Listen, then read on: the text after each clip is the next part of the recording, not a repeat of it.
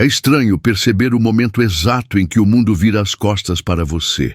Não há um anúncio oficial, nem uma porta que se fecha com estardalhaço. É mais como um silêncio gelado que se espalha lentamente pelas paredes do lugar onde você está. As vozes antes calorosas se tornam murmurinhos à distância. Os olhos que te admiravam agora desviam. E o que fica é apenas você diante do espelho, tentando entender onde tudo começou a desabar. Mas não se trata apenas de mim. Eu vi isso acontecer com outros. Homens bons, homens de fé. Homens que tinham o coração inflamado por uma chama que não se apaga com palavras vazias ou regras novas impostas por quem esqueceu a essência. Eles foram calados, intimidados, enviados para longe, alguns internados, como se a verdade que carregavam fosse um distúrbio. Mas o que era perturbador não era a loucura deles, era a lucidez. Era a coragem de ainda olhar para o céu e dizer sim, quando o mundo todo gritava, cale-se. Eu me lembro do momento em que decidi mergulhar nessa loucura também. Não foi algo que aconteceu de repente. Foi como um fio puxado, um incômodo na alma, uma pergunta que não queria calar. O que é o sofrimento? O que significa se doar até o fim? O que há por trás da cruz? Além da madeira, além do sangue, além do escárnio? Muitos tratam o sofrimento como algo a ser evitado, mas há um mistério ali, há uma profundidade, no sofrimento que revela verdades que a superfície jamais permitiria enxergar. Não se trata de buscar a dor por vaidade, mas de entender que certas verdades só se revelam através dela. E foi nesse ponto que entendi. Se eu quisesse realmente falar sobre fé, sobre salvação, sobre redenção, teria que entrar nesse abismo com os olhos abertos. Produzir aquele filme foi mais do que um projeto artístico, foi uma guerra contra a mediocridade, contra os sorrisos falsos, contra o cinismo disfarçado de tolerância. Eu não queria uma narrativa leve, bonita e vazia. Queria mostrar a carne rasgada, a alma despida, o horror e a beleza entrelaçados.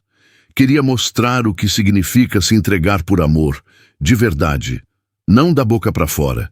É claro que isso geraria resistência, mas eu subestimei o nível da reação. Fui chamado de fanático, antissemita, obcecado. Diziam que eu estava fora de mim, e talvez, em partes, estivessem certos. Mas era uma loucura lúcida, um mergulho tão profundo no mistério da fé que pouca gente consegue acompanhar sem se assustar. Porque quando você se aproxima demais do sagrado, ou você se curva ou foge. Enquanto lutava para fazer o filme acontecer, percebi que não era só sobre produção ou orçamento. Era sobre enfrentar estruturas inteiras que vivem para manter tudo raso. Estúdios inteiros se recusaram a apoiar. Distribuidoras viraram o rosto. Amigos se afastaram. Até dentro da igreja, os olhares de reprovação foram mais intensos do que eu esperava. Os próprios bispos, homens que deveriam ser guardiões da fé, me trataram como um pária. Alguns não tiveram sequer a decência de fingir apoio. E eu ali, entre roteiros e visões, tentando montar um quebra-cabeça que nem eu sabia onde ia dar. Havia dias em que tudo parecia fazer sentido, em que as peças se encaixavam com clareza divina. Mas havia noites, longas noites, em que tudo era confusão, em que eu me perguntava se estava fazendo o certo, se era mesmo chamado para aquilo, ou se estava apenas delirando em meio à vaidade. Lembro que, certa vez, entrei em uma sala, levei um amigo para uma audição. Eu nem deveria estar lá, mas alguém me olhou, achou que eu tinha algo estranho no olhar. Tiraram umas polaroides, me mandaram voltar em 3 semanas. Quando voltei, ninguém lembrava de mim. "Quem é você?" perguntaram. E eu, apontando para a parede, "Sou o cara daquela foto." Acabei ganhando um papel. A vida é assim. Às vezes você entra por uma porta que nem sabia que existia, e isso muda tudo. Mas aquela experiência foi apenas um prenúncio, porque com a paixão não era só uma porta, era uma tempestade, era o céu se abrindo para mostrar o que há por trás da cortina. E quando você vê, não consegue mais desver. As visões começaram a vir com mais frequência. Não eram sonhos, eram imagens vívidas, açoites, pregos, o peso da cruz, o abandono. Eu tentava afastar, mas elas voltavam. Era como se uma parte de mim já estivesse lá, naquele caminho, andando com ele, sentindo cada golpe. E quando você experimenta isso, ainda que minimamente, você muda. E foi nesse ponto que eu soube. Ou eu fazia esse filme da forma como precisava ser feito, ou não fazia. Não havia meio termo. E então veio a resistência, as recusas, as portas fechadas, os ataques. Fui acusado de tudo o que se pode imaginar. Alguns jornais chegaram ao ponto de me chamar de perigoso, de herege, de instável. Eu me perguntava, onde estavam essas vozes quando os estúdios promoviam violência vazia, sensualidade barata, pornografia emocional disfarçada de arte? Que o escândalo agora? Mas eu sabia a resposta. Era porque eu estava mexendo com algo que incomoda, com o sofrimento que salva, com o sangue que redime, com o silêncio que revela. E isso é perigoso para um mundo que prefere o ruído, a distração, a superficialidade. No fundo, não era apenas um filme. Era uma faísca tentando acender uma fogueira num mundo coberto de cinzas. Houve momentos durante as filmagens em que eu pensei seriamente em desistir. Não por falta de fé, mas porque o peso do que estávamos lidando era grande demais. Era como se a cada cena, a cada ensaio, a cada tomada, estivéssemos rasgando o véu de algo muito sagrado e também muito perigoso. Não estávamos apenas encenando uma história antiga, estávamos tocando em feridas vivas, em dores ainda não compreendidas. Estávamos mexendo com forças invisíveis, dentro e fora de nós. Eu via isso nos olhos do elenco, especialmente nele, o ator que encarnou o Cristo. Houve dias em que ele parecia não ser mais ele mesmo. O olhar se tornava distante, denso, quase irreal. Ele não estava mais apenas interpretando, ele estava sentindo. A cruz nos ombros, o frio da madrugada, o sangue nos olhos, e isso o consumia.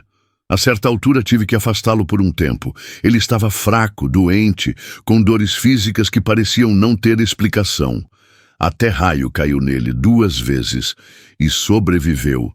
Ninguém conseguia entender aquilo, mas eu entendi. Era como se o próprio céu estivesse nos testando, nos perguntando se estávamos realmente dispostos a ir até o fim.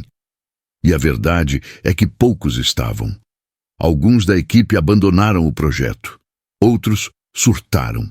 Teve um dia que eu mesmo quase não fui ao set. Olhei no espelho e vi no meu rosto não um diretor, mas um homem prestes a quebrar. E foi ali que eu entendi. Isso também fazia parte da travessia. Era a purificação antes da entrega. Eu sabia que não seria entendido. E, de certo modo, eu aceitei isso, porque, no fundo, minha intenção nunca foi agradar, foi obedecer, foi ser fiel àquilo que me foi confiado. Era como se uma voz dissesse, o tempo todo, não dilua, não suavize. Mostre como foi, como é, como continua sendo. Mas então começou a acontecer algo que ninguém esperava. As pessoas começaram a ir ao cinema em silêncio, choravam, saíam em choque, algumas rezavam, outras abraçavam desconhecidos. Não era entretenimento, era quase um ritual, um confronto com a realidade mais oculta da fé. E isso, por mais que muitos tentassem abafar, não podia ser ignorado. O filme virou notícia no mundo inteiro. E comigo veio o preço, não só em ataques públicos, mas no íntimo. Comecei a ter pesadelos, angústias sem nome, medos antigos voltaram. Havia dias em que eu mal conseguia sair da cama. Era como se o inferno tivesse me marcado, e talvez tenha mesmo, mas eu sabia que era parte do caminho. E, estranhamente, Havia paz nisso, porque no fim, o que vale não é o que dizem de você, é o que permanece quando tudo ao redor se desfaz. E o que permaneceu foi o silêncio dele, o mesmo silêncio da cruz, um silêncio que grita mais alto que qualquer acusação. O tempo passou, a poeira baixou, o filme continuou seu caminho, mas dentro de mim algo havia mudado para sempre. Não dava mais para voltar. Eu já tinha visto o que muitos passam a vida inteira evitando ver. E o mais doloroso, percebi que muitos dentro da própria fé também não queriam ver. Preferiam uma religião confortável, palatável, moldada para não incomodar. Uma fé sem sangue, sem sacrifício, sem cruz. Mas isso não é fé, é distração com roupagem sagrada. Então me afastei, não por orgulho, mas por sobrevivência. Continuei meu caminho na sombra, observando, ouvindo, esperando. Porque sabia que a hora de falar novamente viria. Porque quando você toca o sagrado de verdade, ele te marca. Não como uma lembrança, mas como uma ferida aberta que pulsa, que respira, que te chama de volta. E esse chamado nunca mais me abandonou. Mesmo nos momentos em que eu tentei me desviar, fazer outros projetos, viver normalmente, o chamado voltava. E voltava com mais força, com mais dor, com mais urgência. Eu me perguntava, por quê? Por que comigo? Por que essa história me escolheu? Por que essa cruz foi colocada nos meus ombros? A resposta, aos poucos, veio no silêncio. Não era sobre mim. Nunca foi. Eu só estava no lugar certo para ouvir, para me incomodar, para ceder. E foi esse sim que abriu a fenda. Uma fenda que me mostrou que existe um teatro invisível por trás do que chamamos de realidade. Um teatro onde forças atuam constantemente, moldando eventos, inspirando ou destruindo, dependendo de quem escuta e de quem se cala. E o mais difícil de aceitar, muitos daqueles que dizem representar a luz estão, na verdade, escondendo a escuridão. Eu vi isso de perto. Vi reuniões com pessoas sorridentes, bem vestidas, com títulos religiosos e discursos sobre amor, enquanto tramavam boicotes, ameaças, mentiras. Vi homens que falam sobre Deus conspirando como serpentes. E entendi, o mal não se esconde nos becos, ele se fantasia de bem. E é por isso que contar a verdade incomoda tanto, porque a verdade não tem maquiagem, a verdade sangra, a verdade expõe, a verdade obriga a mudança, mas quem quer mudar? Quando lancei A Paixão de Cristo, esperava reação, mas não esperava o tamanho da resistência, não dos de fora, mas dos de dentro, dos que deviam agradecer por uma representação crua, honesta e direta da dor do Salvador. Mas muitos não queriam ver o sangue, não queriam encarar o chicote, a coroa de espinhos, o peso do pecado. Preferiam o Cristo bonito, limpinho, sem cicatrizes. Um Cristo de vitrine, decorativo, domesticado, mas ele não é assim. Ele é real, ele grita, ele sofre, ele chora, ele carrega o mundo nas costas, ele ama até o limite, e esse limite foi a cruz. É isso que me fascina e que me assusta, porque é uma história que continua, uma crucificação que se repete, em cada injustiça, em cada traição, em cada silêncio cúmplice. Cristo continua sendo crucificado, todos os dias, nas ruas, nas igrejas, nos palácios, em nós. E é aí que a pergunta volta, cortante. O que você está fazendo com isso? Fingindo que não vê, tentando transformar em entretenimento?